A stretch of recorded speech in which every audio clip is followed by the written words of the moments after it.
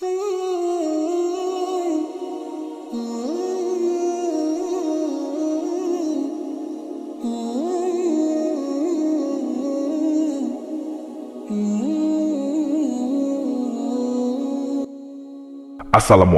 warahmatullahi wabarakatuh, sobat beriman yang dimuliakan Allah.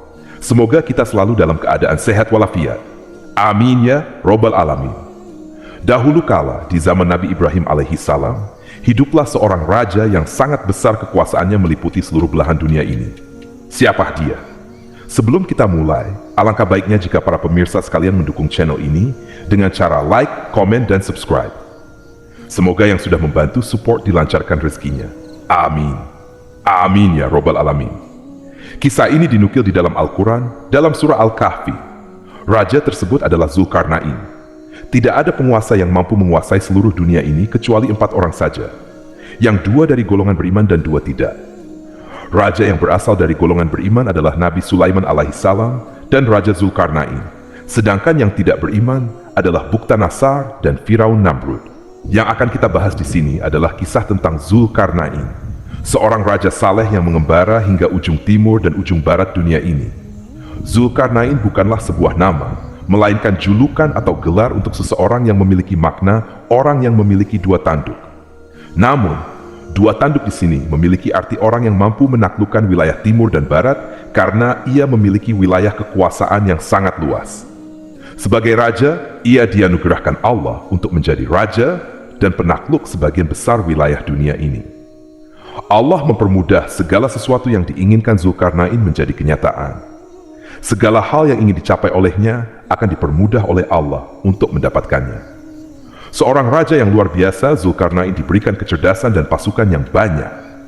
Beliau adalah figur seorang raja yang sempurna. Sebagian orang beranggapan beliau adalah Iskandar al-Makduni atau Alexander yang Agung, raja yang mendirikan negara Iskandaria. Namun, persepsi ini dibantah oleh para ulama karena Raja Alexander bukanlah orang beriman. Disebutkan dalam sejarah, Raja Alexander ini memiliki seorang menteri ahli filsafat bernama Aristoteles, yang sebagaimana kita ketahui adalah seorang ateis yang tidak percaya pada agama tertentu. Sedangkan Zulkarnain adalah seorang hamba yang beriman. Jelas antara Zulkarnain dan Raja Alexander adalah orang yang berbeda. Tatkala Zulkarnain sedang berjalan bersama pasukannya menelusuri bumi dan menjelajah daerah kekuasaannya, suatu hari ia dan pasukannya menuju barat, di tempat tenggelamnya matahari. Sampai ketika di suatu tempat, ia mendapati matahari seolah-olah terbenam di laut yang berlumpur hitam. Tempat ini berada di ujung barat belahan bumi ini. Ketika ia tiba di lokasi itu, ia menjumpai suatu kaum. Ternyata kaum tersebut adalah kafir. Kemudian Allah memberikan pilihan kepada Zulkarnain. Wahai Zulkarnain, silakan engkau serang mereka atau kau ingin berbuat baik kepada mereka. Karena kaum ini kafir dan berbuat syirik kepada Allah, ternyata Zulkarnain memilih jalan dakwah. Kemudian beliau mulai mendakwahi kaum tersebut untuk menyembah Allah dan mengarahkan mereka ke jalan yang lebih baik. Beliau berkata, siapa dari kalian yang berbuat zalim maka kami akan menyerangnya. Setelah kalian mati di dunia, maka di akhirat kalian akan mendapatkan siksaan yang jauh lebih parah daripada di dunia. Sebaliknya, jika kalian menerima dakwahku, maka kalian akan mendapatkan perlakuan yang baik dari kami dan akan mendapatkan surga ketika di akhirat nanti. Begitu hebatnya pasukan dan kekuasaan Zulkarnain, beliau memberikan ultimatum kepada kaum ini setelah ia mendakwahi mereka. Setelah itu, Zulkarnain dan pasukannya berjalan menuju arah timur, paling ujung dunia ini. Ketika pada suatu hari ia tiba di suatu tempat terbitnya matahari, ia mendapati suatu kaum di sana yang tidak bisa berlindung dari teriknya matahari. Ada 2 pendapat dari ulama tentang tempat ini. Pendapat pertama beranggapan bahwa tempat ini dihuni suatu kaum yang sangat primitif, yang tidak tahu caranya membuat rumah sehingga mereka tidur di bawah terik matahari. Pendapat kedua beranggapan bahwa tempat ini adalah suatu tempat di mana mataharinya pernah terbenam. Kemudian Zulkarnain memberikan peringatan yang sama kepada kaum ini. Jika mereka menolak dakwah Zulkarnain, maka mereka akan diperangi. Perlu kalian ketahui bahwa wilayah kekuasaan beliau sangat luas, meliputi sebagian besar dari wilayah dunia ini. Setelah berdakwah pada kaum tersebut, beliau melanjutkan lagi perjalanannya yang, bila mana sebelumnya mereka ke ujung timur dan ujung barat, Sekarang beliau menuju arah vertikal dunia ini. Tidak diketahui ke arah mana, apakah itu utara atau selatan. Yang diceritakan adalah beliau dan pasukannya menuju suatu tempat yang memiliki dua gunung yang besar dan tinggi. Di lokasi tersebut, beliau mendapati suatu kaum yang memiliki kosakata bahasa yang sangat rumit, dengan bahasa-bahasa yang Zulkarnain belum pernah ketahui, sehingga hampir-hampir bahasa mereka tidak bisa dimengerti oleh Zulkarnain dan pasukannya. Lalu bagaimana Zulkarnain bisa bicara dengan mereka? Bisa jadi Allah memberikan ilham berupa kemudahan untuk berkomunikasi dengan mereka, atau ada seorang penerjemah di sisi Zulkarnain yang kurang lebih mengerti bahasa mereka. Semua itu mudah bagi beliau, seorang raja yang saleh. Mustahil Allah tidak memudahkan segala sesuatu yang dilakukan beliau. Tatkala dilakukan komunikasi dengan kaum ini, ternyata mereka mengeluh karena di wilayah tersebut ada dua kabilah, yaitu Ya'juj dan Ma'juj, yang sering berbuat kerusakan. Mereka memohon kepada sang raja untuk dibuatkan dinding pemisah antara kaum ini dan kabilah Ya'juj dan Ma'juj, serta mereka akan memberikan upah kepada sang raja. Tentu saja, ini adalah pekerjaan yang sangat berat secara logika. Bagaimana kita membuat sebuah tembok yang bisa terhubung antara gunung satu dan gunung lainnya? Kalaupun proyek ini dilakukan pada zaman sekarang, itu akan terasa sangat sulit. Walaupun di zaman kita ini sudah didukung dengan peralatan yang canggih dan modern. Bagaimana jika proyek pembangunan tembok ini dilakukan pada zaman dulu, yang kita tahu bahwa peralatan tidak secanggih sekarang? Di manakah tempat ini? Wallahu a'lam bishawab. Untuk lokasi tempat ini, ada dua kemungkinan.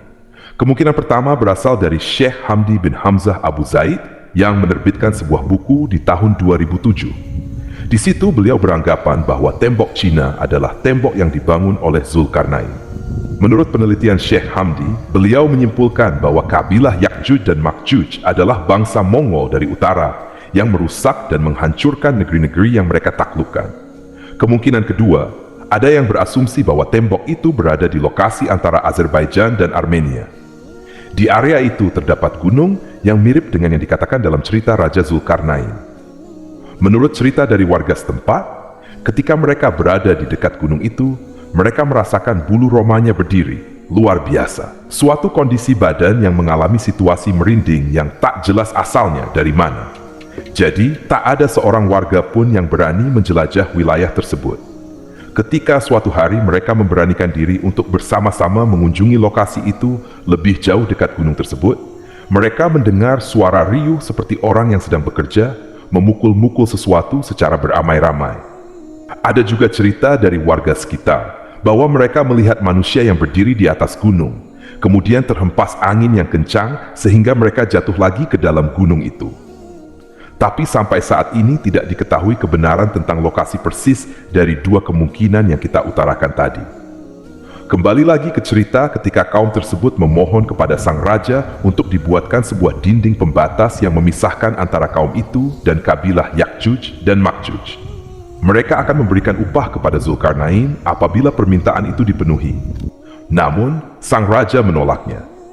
Beliau berkata, "Apa yang telah Allah berikan lebih baik daripada yang akan kalian berikan kepadaku." Zulkarnain meminta kepada mereka untuk membantu proses pembangunan dinding tersebut. Kemudian, setelah kesepakatan terjadi, mereka memulai proyek pembangunan dinding pemisah tersebut. Langkah pertama, sang raja meminta potongan-potongan besi dari kaum tersebut. Lalu beliau memerintahkan untuk menyusun potongan-potongan besi tersebut sehingga menutupi dua gunung itu. Setelah potongan besi itu rata di antara dua buah gunung, maka panaskanlah tumpukan besi itu dengan api.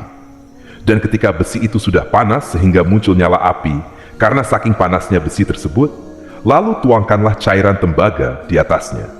Maksudnya di sini adalah mereka menuangkan tembaga cair yang sudah dipanaskan dari atas gunung, sehingga seluruh lapisan besi yang telah dipanaskan tadi tertutupi. Nah, sekarang pertanyaannya adalah, bagaimana bisa orang di zaman dahulu melakukan itu semua? Kalau dipikir secara logika, api sebesar apa yang bisa memanaskan tumpukan besi setinggi gunung? Dan bagaimana caranya menuangkan tembaga panas dari atas gunung? Perlu kita ketahui bahwa untuk menutupi gunung diperlukan tembaga dalam jumlah yang sangat banyak. Dan bagaimana cara mereka membawa cairan tersebut ke atas gunung? Sungguh di luar nalar pikiran manusia, tapi inilah kenyataan yang terjadi pada waktu itu. Bisa kita simpulkan bahwa Zulkarnain memiliki kecerdasan di atas rata-rata manusia pada umumnya karena sudah memiliki teknologi secanggih itu pada zamannya. Bahwasanya jika besi dicampur dengan tembaga akan menjadi material baru yang sangat kuat. Diceritakan di sini bahwa Zulkarnain mencampurkan dua logam yang berbeda sehingga menghasilkan logam yang baru. Sungguh sebuah dinding yang sangat kuat dan luar biasa yang telah mereka bangun. Tapi luar biasanya Zulkarnain tidak membanggakan dirinya sendiri ketika telah menyelesaikan proyek tersebut. Dia tidak ujub sama sekali. Dia bilang, ini rahmat dari Rabbku. Kemudian dia berkata lagi, jika pada suatu hari atas izin Rabbku, dinding ini akan luluh. Maksudnya adalah dinding ini tak akan bertahan selama-lamanya. Suatu hari jika Rabb mengizinkan, dinding ini akan runtuh dan jebol. Di dalam sana, Ya'juj dan Ma'juj setiap harinya berusaha melubangi dinding itu agar bisa keluar. Setiap hari mereka berupaya untuk membongkar dinding yang dibangun Zulkarnain tersebut. Jadi sampai hari ini, di dalam sana mereka beranak-anak pinak, sehingga memiliki keturunan yang sangat banyak jumlahnya. Perlu diketahui, Ya'juj dan Ma'juj adalah manusia sama seperti kita, sama-sama keturunan dari Nabi Adam alaihissalam. Hanya saja mereka memiliki keterbatasan yang tidak sama dengan manusia pada masa itu dan masa sekarang. Dua kabilah ini memiliki perawakan seperti orang Mongolia, dengan bentuk wajah yang bulat, mata yang sipit, dan tubuh yang gemuk. Tatkala pada suatu hari dinding itu akan berhasil mereka lubangi, sehingga keluarlah semua dua kabilah ini dari tabir yang menutupi lokasi itu, seluruh dunia akan dipenuhi oleh Ya'juj dan Ma'juj. Saat itu, mereka akan membunuh apapun yang ada di hadapan mereka, kecuali dari golongan mereka sendiri. Mereka akan membunuh manusia dan hewan yang ada di depan pandangan mereka. Pokoknya, pada saat itu dikisahkan bahwa bumi ini porak-poranda karena ulah mereka. Lalu pertanyaannya adalah, kapan mereka keluar dari tembok besi itu? Mereka akan keluar tak lama setelah Dajjal dibunuh oleh Nabi Isa di gerbang Lut. Hingga pada saat itu, Allah memerintahkan Nabi Isa dan pengikutnya untuk bersembunyi di Bukit Tur untuk menghindari dua kabilah Ya'juj dan Ma'juj ini. Luar biasa memang kekacauan yang ditimbulkan oleh mereka, sehingga Nabi Isa yang sanggup membunuh Dajjal pun tak mampu untuk menghadapi mereka. Kemudian pada suatu ketika, Nabi Isa berdoa kepada Allah untuk memusnahkan dua kabilah ini. Lalu Allah menurunkan binatang yang sangat banyak berupa ulat-ulat. Ulat-ulat ini akan menggerogoti leher dan badan Ya'juj dan Ma'juj sehingga mereka semua mati, tak tersisa satupun di dunia ini. Mendengar kabar bahwa Ya'juj dan Ma'juj mati, maka Nabi Isa dan pengikutnya keluar dari tempat persembunyiannya.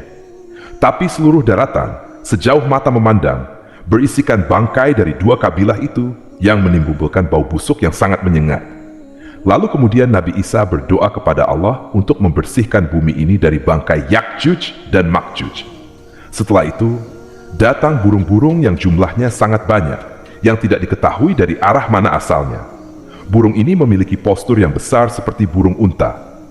Lalu yang dilakukan burung ini adalah mereka mengambil jasad Ya'juj dan Ma'juj dan membuangnya entah di mana, apakah itu di laut atau di suatu tempat yang kita tidak ketahui. Untuk menghilangkan bau busuknya, maka Allah menurunkan hujan yang mengguyur seluruh daratan di muka bumi. Hasilnya, bumi kembali menjadi bersih seperti sedia kala. Jadi, itulah cerita tentang Zulkarnain yang memiliki hubungan kait dengan Ya'juj dan Ma'juj. Semoga cerita kali ini bermanfaat, lebih dan kurangnya mohon dimaafkan. Yang benar datangnya dari Allah, khilaf atau keliru itu datangnya dari saya pribadi sebagai manusia biasa. Sampai ketemu di kisah-kisah lainnya. Saya akhiri, wassalamualaikum warahmatullahi wabarakatuh.